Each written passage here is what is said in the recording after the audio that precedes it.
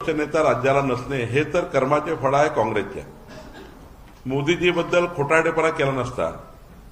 आमच्या लाडक्या बहिणींना काँग्रेसने खोटं बोलून मतं घेतले. 8,500 रुपये खटाखट देऊ म्हणजे खोटारडेपणा.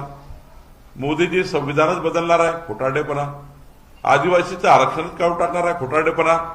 हा जो खोटारडेपणा केला आणि जनतेला फसवलं, जनतेला फसवून मतं घेतले, हा जेव्हा उघड झालं जनतेच्या मनात आणि ज्यांनी मागच्या वेळी मोदीजींना मतदान करण्याकरता उत्सुकता दाखवली नाही, कारण खोटारडेपणा यांनी केला, लोकल त्या ठिकाणी जनतेला कन्फ्यूज केलं आणि कन्फ्यूज जनतेने त्या ठिकाणी आम्हाला लोकसभेमध्ये थोडी साथ आम्हाला मिळाली नाही. पण त्या जनतेने 4 महिन्याच्या आतमध्ये या खोटारडेपणाच्या लोकांना जसं हरियाणामध्ये लाच मारली तशी महाराष्ट्राने